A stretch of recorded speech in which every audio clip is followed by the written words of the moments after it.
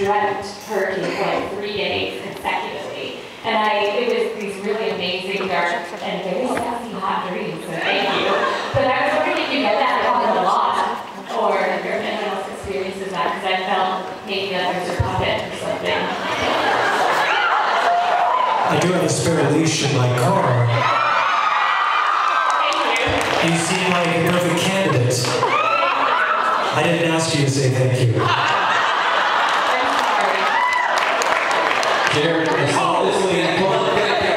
Holy Jesus. But yes, I mean, people have spoken about dreams, and what's interesting, I find, because I've seen quite a few Zelda.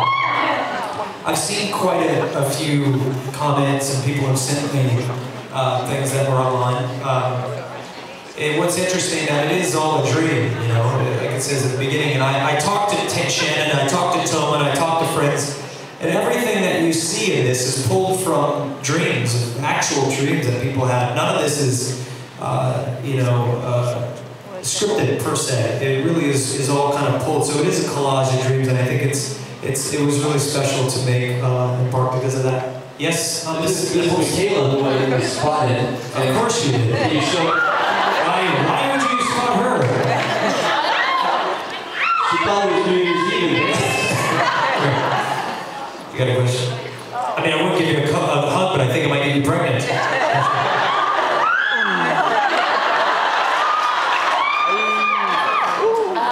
Well, in the scenes, particularly in the beginning with the Polaroids and the talk scene, when you have all the words on your body, it really resembled moving Memento, and I was wondering if that was at all an inspiration. You know, it wasn't, and I didn't think of it while I was making it, but I do love that film, and I love Christopher Nolan, and I love the way he told that story. It was really wonderful. It more came from the images of the tattoos, came more from Russian gangsters. These guys were in prison. There was a book that I saw about Russian mafia tattoos, things like that. So that's really where it came from. But that was, you know, that sequence too much, that the sequence where the kids all kind of look up and run away, to me was about youth and creativity and the fleeting nature of both. And it was really great to get that sense of innocence and have those kids be a part of it. But thank you, and your breasts, for giving us stage. And congratulations to both of you. I'm done, man. 100% natural. I have to, you know, I'm assuming. Hey, this is a family show. Okay, we're gonna wrap it up because I think people are probably done with me, right? You done? It's basically like the people that know me and my friends are like, oh my God, will you just shut up?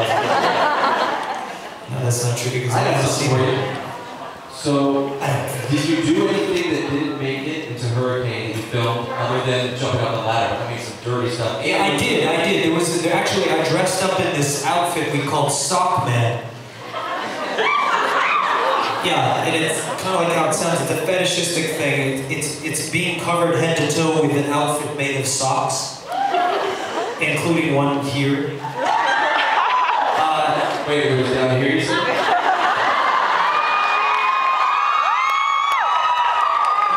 I guess you've been reading the internet, so anyway, come on. So, but yeah, I dressed up in this sockman outfit. I think we were at another show somewhere, I think in Orem, Utah, of wonderful places, which I love Utah. Was it in Ohio? It was in Ohio, thanks, Emma. It was in Ohio. It was in Ohio, and I put it on after the show. I zipped it all the way up and had a hood made out of socks. And I was like, oh, nobody's gonna tell it's me. And we filmed a couple of things with Daniel, like spazzing out and just hanging out like a total freak. And of course, I didn't know there were 50 people watching me from another corner saying, look at what's Jared doing. So, that didn't make it. It was too weird, believe it or not. It was so weird that you just stopped the whole film. You said, who the fuck is Sockman? And why isn't that a movie or a superhero? Coming soon. Anybody else have a question? I want to get to some people. Yeah, real. Yes. I know Tomo talked earlier about being influenced by Atlas Shrugged, which I thought was really awesome. And I know Shannon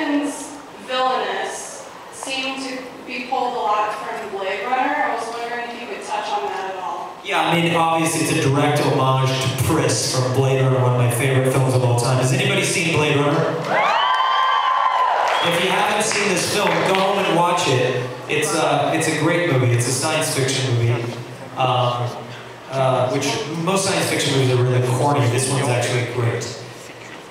So it was an homage to that, and of course, Ayn Rand is, you know, a really interesting, provocative writer, and I've really enjoyed her work, you know, yeah. Let's go to this side. Who's next?